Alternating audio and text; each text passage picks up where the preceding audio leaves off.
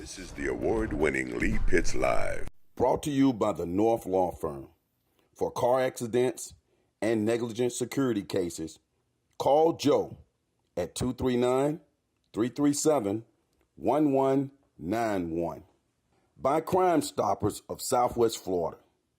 Report crimes and get paid with nobody knowing your identity. 1-800-700-TIPS. And by Lee Health. Good morning, Southwest Florida. Welcome to another edition of Lee Pitts Live on Fox 4. We're so thrilled to come to you from the Burroughs home. That's the historic Burroughs home in downtown Fort Myers. You certainly want to visit this place to take a step back in the wonderful history of Fort Myers. We're sitting on the Caloochee River, nestled in the background. That bridge you see there is the southbound bridge of the Edison Bridge going southbound, coming from North Fort Myers and work your way into the Cape. We're so thrilled that the Burroughs home is hosting us here. We have a fabulous show. We'll be here for 4 weeks, and you'll learn all about the Burroughs home as well. We have a fabulous show lined up for you today. Get a chance to talk to Marilyn Stout. She's the president of Uncommon Friends Foundation. We also get a chance to talk to Annette, with the artistic director over there at the Laboratory Theater. And McGregor Clinic is always here, Johnny on the spot with some great information. We'll get a chance to talk to Amalia, Amy Zamot, with a master's degree. She's the Director of Prevention and Community Service at McGregor Clinic. All that's happening, get on the phone and call somebody and tell them to call somebody, text somebody, email somebody, tweet somebody, but do something to somebody and tell them Lee Pitts Live is on right now. Southwest Florida, we're so thrilled to welcome here Amy Zamot of McGregor Clinic. Let's bump you in. That's Amelia, Amy Zamot. Congratulations on your master's degree. Thank you so much. Master's in science? Yes, master's of science in health science, actually. Okay, so Yes. Does that make you like a guru now, even more smarter than you've been being? A little bit. I'd like to think so. I mean, I invested all that money, hopefully. Mm-hmm. Where did you get your degree? Give them some publicity. So actually, I got it from Florida Gulf Coast University. Really? They have a full master's program online, which was the only way that I could pull it off. Okay. Yes. FGCU, getting that plug. Yes. Did anything in your degree help you with what you're doing today in terms of the healthcare field? Absolutely, absolutely. The way my degree was geared, my concentration was actually health professions education, which is exactly what our department does. And so it allowed me to master skills that I kind of had but hadn't really formalized, like curriculum development, planning for classes, setting up community partnerships, all these things that I knew how to do but hadn't really formally had that education. Tell me you graduated with honors. I sure did. Because I know you're a smart lady. 4.0. 4.0? That's right. Knocked it That's right out. Yes, I did. See, you're a role model in the sense that you decided to go back and further your education. I want people to know there's always an opportunity. Now, how did you, with your busy job here at McGregor Clinic, how were you able to work that in?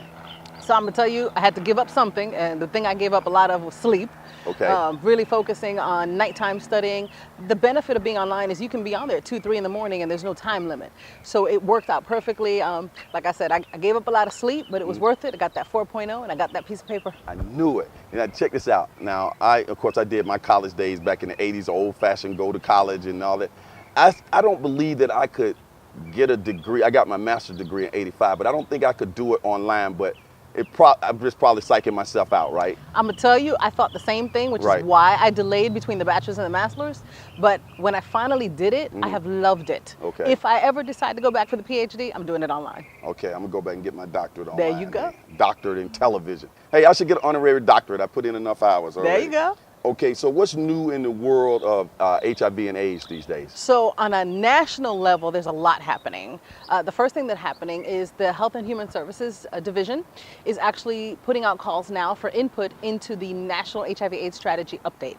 The most recent update was 2015 going out to 2020, and so they want to do an update in 2020 going out to 2025 with new goals, new objectives, and really kind of holding all of us in the field accountable to really get to 0 new infections. It's a lot of tracking around the whole HIV and AIDS these days, right? The science is in place, the statistics. Absolutely, absolutely. What we're seeing is, funding isn't following science, but science is moving at a huge pace to the point where now we have one pill once a day that can actually prevent the acquisition of HIV. We know that treatment is prevention, and so we have the campaign U equals U, letting people know that if they're undetectable, the chances of them transmitting the virus are almost zero. And so we have the means biologically to get to zero new infections, but we got to get the word out. Interesting. Now, Florida, how do we rank amongst infections? So unfortunately, we're not doing too well. Right now, we're #1 in the nation for new HIV acquisitions. So people are still getting infected, unfortunately. Why Florida? Any particular reason? There's a lot of reasons. Give me a couple of other states, the big ones. Well, again, funding is a big one. So Really? other states that have really curbed their epidemic have done it because they've invested in things like this one pill once a day, getting people who are on treatment, staying in treatment, getting them in care. We're moving in that direction. Florida has several new initiatives throughout the state trying to move in that direction. Now all 67 health departments through alternate funding have found a way to provide PrEP, which was the one pill once a day, but getting it out into the hardest hit communities. So right now the huge uptake in using these methodologies are unfortunately white individuals. And so the Black community, the Hispanic community that are hardest hit disproportionately, they're not getting the information, they're not getting access, and we need to bridge that gap to make a difference. You just keep on pounding the message. Now, when I was reading Arthur Ashe's, this is a good opportunity for me to talk about Arthur Ashe, who was my role model. People get an insight on me. When I was a kid, I was a tennis player and I was a swimmer, and I looked up to Arthur Ashe, and I met him as a kid, blah, blah, blah. But when he died, I read his book, Days of Grace. And he talked about when he had gotten infected with the with AIDS virus, HIV, from blood transfusion, and somewhere in the book he's talked about getting to warm weather climate so you won't get pneumonia, some of these other types of things that can cause your immune system not to be able to handle it, and you could die. You don't die from HIV, you die from the flu or something. Right. So I was like, that was very interesting. But my point in all of that, I was thinking that you were going to say that a lot of people flock here who may have the virus because they're flocking to the warm weather to avoid pneumonia and things like that. Any logic to that? There is some of that, but there's no real correlation that says because we have more people coming here that that's the reason we have so many new infections, because treatment is prevention.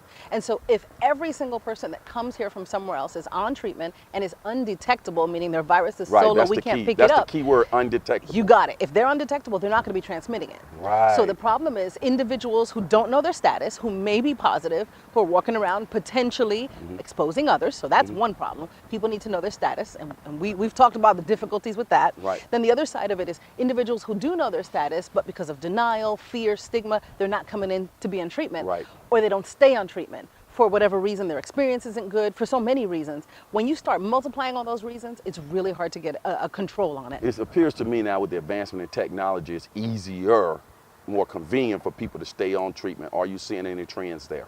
So I can speak that for, one pill. Yeah, no, absolutely. On a statewide level, we've done a great job in getting people to stay in care and become undetectable. So our statewide, I want to say in 2017, our rate of viral suppression was actually somewhere around 67%, which was phenomenal. Several years ago, when they actually released the treatment cascade, everybody was under 25%. So we've made huge advancements. At McGregor Clinic, our viral suppression rate is above 86%. So we're doing a great job, but the fact that we're not at 100 means there's still a lot of work to be done. What's new at McGregor Clinic, one of the most important organizations and companies here in Southwest Florida? We are doing so much. We're in a fast forward mode. So the first thing is we've got 2 new sites. The first one at 2070 Carroll Road, which is actually behind Walgreens on 41. And we've got almost all of our ancillary services located there. So we've expanded food pantry, expanded clothes closet for our clients. We have support groups that are located there. We're adding on mental health, hopefully very soon. We're going to be adding on, or we intend to add on, diabetic education, nutrition education, all of our testing, community education, our outreach, all of it is based in that site. Right. That's the first thing. Then we've got another site opening up in Bonita. So we're trying to reach out, spread our wings even further, trying to reach people, meet the need, because it's hard to get from down south all the way up to where our main location is. I was so happy to hear that when I recently heard you opening up in Bonita. And I don't know how big the facility is out there, but hopefully we'll be able to take the television out to Bonita. Yeah, it's small for now, but as the need grows, we're going to keep expanding. All right, great. what is the latest update on the Community Health Worker Initiative? Well, the Community Health Work Initiative, if you recall, was a partnership between us and Boston University. And it was really to see if community health workers, the lay people, maybe who they're not medical, they're not nurses, they're not CNAs, these are people entrenched in the community, how they can impact viral suppression and retention and care and all such. And our community health worker, Shayla, has been working phenomenally. First of all, our clients love her. They see her as part of the team, but at the same time, she's not a threat to them because she's not one of those medical people. She's a layperson just like them who happens to have more knowledge about HIV, can talk on their level, is very familiar with the community and its resources. So she's able to fill gaps that perhaps sometimes come more so with minority individuals who have trust issues with healthcare in general. And so she's able to bridge that gap and really kind of fill in the space of things that are missing from their medical care. So that was a great addition to your team. Huge, huge. And I see her around, moving around in the community amongst the people and just mingling and mingling. Absolutely, that's what makes her effective. What initiatives are happening now to prevent HIV? So the biggest things are those three initiatives that I kind of mentioned in the beginning. The first one is U equals U, which is undetectable equals untransmittable, and really getting the message out there so that individuals are encouraged to know their status and then get in treatment and stay in treatment so that we can reach viral suppression. So that's the first one. The second one is treatment as prevention, so letting people know that their treatment is what's going to get that viral suppression low. And then, of course, pushing these biomedical interventions, which PrEP, which is the 1 pill once a day to prevent getting HIV, and then post-exposure prophylaxis and letting people know those resources are available. But again, it's all about getting the word out and letting people know that they have options. It's not just abstinence and condoms anymore. They have so many more tools to prevent HIV at their disposal. Now, people can go to your website. We've been seeing that on the screen to learn more about what's happening at McGregor Clinic and just get involved. How can the community get involved? So there's various ways people can get involved. The first one, of course, is always one we welcome: donate. We'll donate funds, donate items for our food pantry, our clothes closet. We're always taking those. But at the same time, we would love to have doors opened for us where we can come out and educate, where we can answer questions, dispel myths, hopefully reduce some stigma. We really want to get out and partner and take our mobile unit out to places, but some places require, we need their permission to be able to park on their property and reach their clients. So we need people to reach out to us and say, yes, we want to partner with you. Bring your mobile unit. Yes, we want to partner. Maybe the mobile unit doesn't fit, but we have a private testing area. Maybe we can't do that, but we want you to come in and educate us, educate our staff, and then we'll open the doors for our clients. But we need people to reach out to us and ask for those things. So in short, the more organizations and people that get involved, the better we are to be able to get people tested and to spread the gospel about what needs to be done. Absolutely. It takes a community. I can't get out there and educate everybody, but if everybody will come to me and link, we got something going.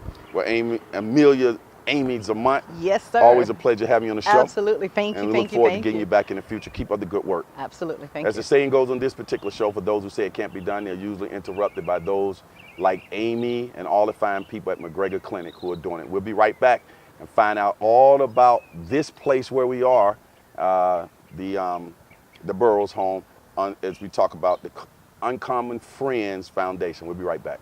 Hi, everybody. Thanks for watching Lee Pitts Live. Of course, I'm Lee Pitts, the host of Lee Pitts Live. We're here at the Holiday Inn Airport in Fort Myers, and I want you to continue to watch Lee Pitts Live on television, on YouTube, and of course, listen to us on radio. But to get all of your shows to come right to you, just click on that subscribe button right there, and Lee Pitts Live will come right to you, your time, your way. That's Lee Pitts Live.